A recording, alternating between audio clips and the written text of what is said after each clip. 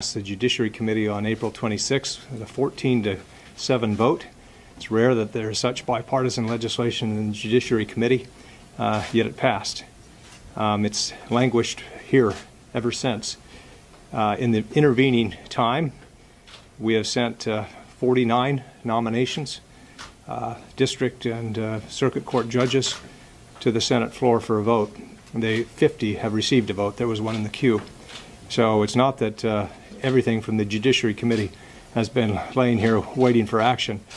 We've done a lot, and these have been good votes. We've needed to move these judges through, but this is priority now.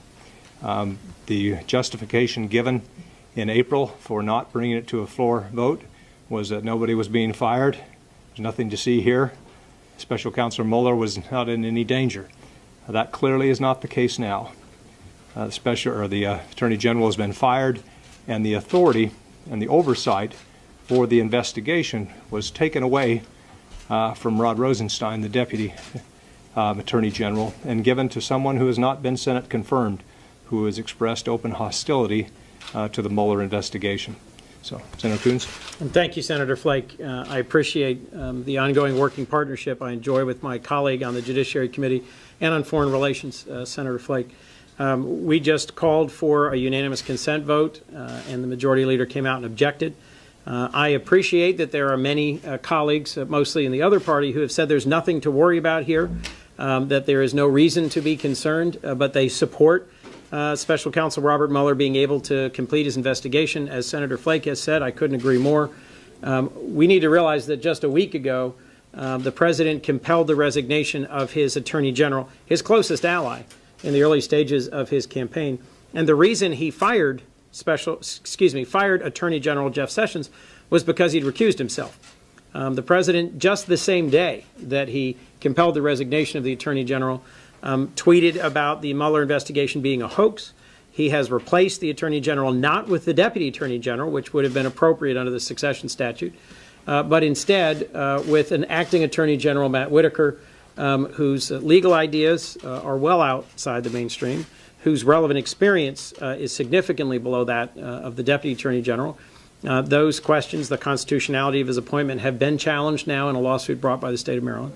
But the larger issue that concerns me, and that I think concerns my friend Senator Flake, is public statements made a year ago by Matthew Whitaker, now the acting Attorney General of the United States, questioning the validity and the conduct of the Special Counsel's investigation.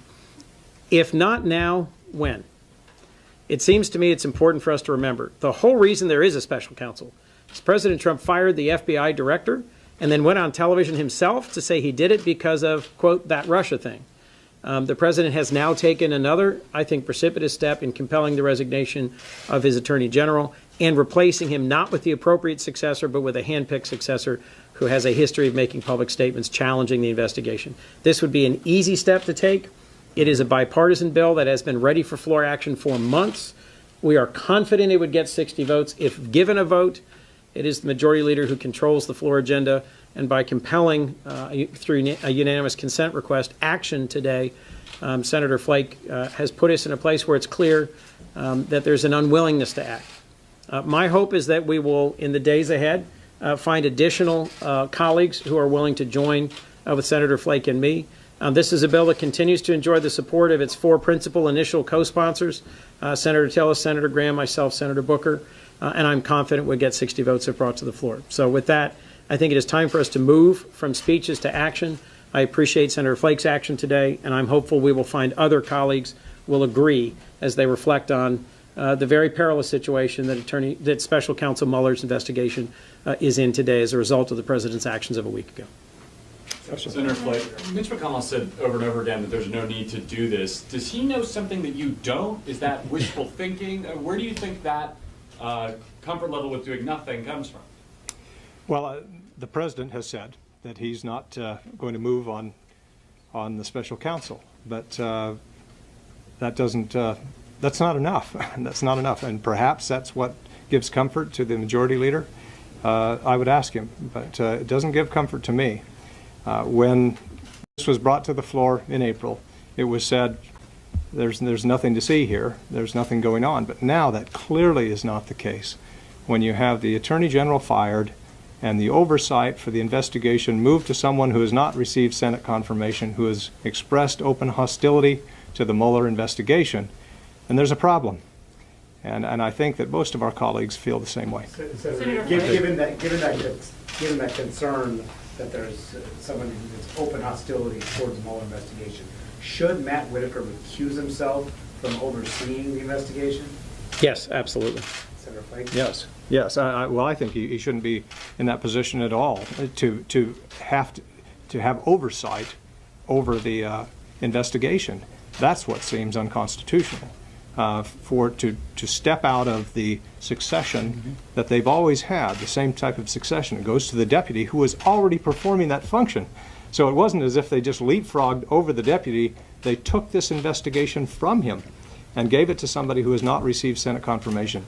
That does not seem constitutional to me. And just today, Chuck Grassley said that he was not going to have hearings this before the end of the year with Matt Whitaker. Do you think it's important for the Senate Judiciary Committee to question Matt Whitaker in an open setting?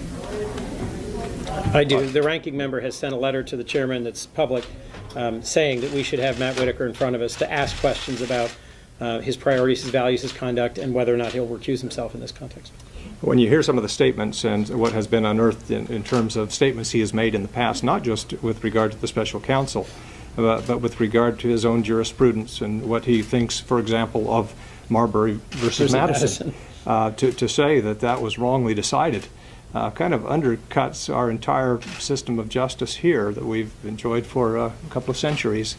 So that's the type of thing that he would be asked if he were subjected to Senate confirmation. But he hasn't been, other than as U.S. Attorney in Iowa, they don't receive nearly the scrutiny that somebody who is going for Attorney General would receive. As a candidate for the United States Senate, Matthew Whitaker is reported to have said that he believes in the principle of nullification, that it is possible for states to nullify federal legal ruling. We fought a civil war over that.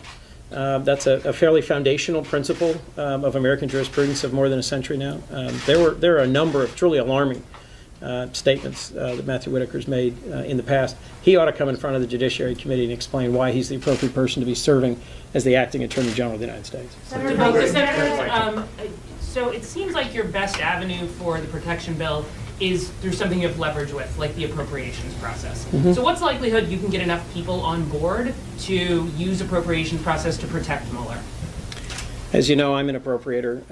I've discussed this with several other appropriators. We're not there yet. December 7th isn't yet the date. But Jerry Nadler, who is also the likely next chairman of the Judiciary Committee in the House, has suggested an end-of-year appropriation bill might be the right vehicle. I think what Senator Flake and I've done today is the right step for today, which is to ask for unanimous consent and say, we could do this right now. We could have a floor vote today. There's no need to put at risk the ongoing funding and functioning of the government of the United States. So we'll cross that bridge when we get to it. I would be willing to consider it as a vehicle. Senator Flake, would you be willing to consider that? Oh, sure. I'm not an appropriator, but when it comes to the vote on the floor for the appropriations bill, certainly. And then, is there any other leverage you think you have? Well, I explained today, I have committed not to advance any more nominees through the Judiciary Committee. We've had hearings for 21. They're awaiting action, some of them tomorrow, and they will not receive my vote. And with the margins we have in the Judiciary Committee, it means that they will not move forward. Also, I will not vote for any who come to the floor. There are 32, I believe, awaiting action on the floor. Now, theoretically, if the Vice President comes and breaks a tie, if all Republicans are for and Democrats against, they would still pass. So that's not where my leverage is, but I'll use what I have. Senator Flake, just to follow up on that, one of the criticisms, I think, of your criticism of the president is that you don't seem to act on it at times. So you voted for Kavanaugh and other judges. Is there any sense that you might waver on that when it comes down to it? Or are you going to continue I've on made with this. that? I've used this leverage once with regard to judges. It was to receive a vote on tariffs, which we did. And I didn't vote on any until we received that vote. I'm fully prepared to carry through with this. Senators, this may be a dumb question, but you can see that the president would never sign this bill, even if it ever got out of Congress and onto his desk. I mean, what real protection would something like this actually offer the special counsel beyond saying, okay, the Senate really doesn't want you to do this? The president said he would never sign the bill that provided for mandatory sanctions against Russia. It passed the Senate by 98-2. I think history shows he signed it. Senator Flake, on specifically what you're threatening or saying that you will do, if you get a vote, would you lift your hold on these judicial nominees and the vote goes down, or the House never takes it up, or are you insisting that we're insisting on result? We're insisting on a vote. That's the letter that I sent to the majority leader on Friday.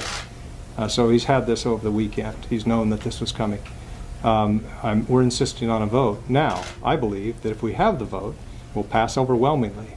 And the pressure to put it as part of a must-pass spending bill, where the president will have to sign it, is a lot greater. So we just need the vote. Have you spoken to your friend Paul Ryan about maybe the House doing something with this as well? I haven't. Not yet. Senator Flake, can't Leader McConnell just wait you out at this point? Sure.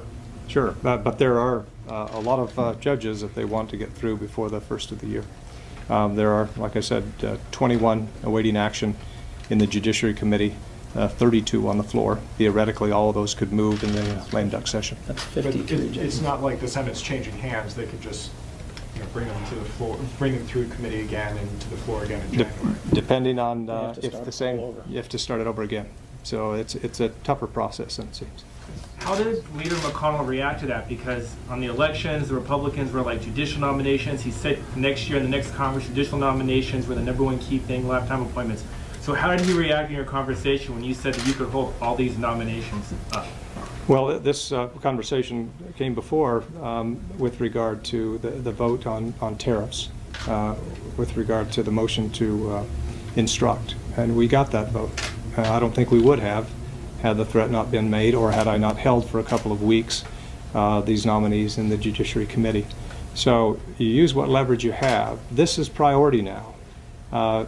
Between April and now, the Attorney General wasn't fired. There wasn't this blatant move on the special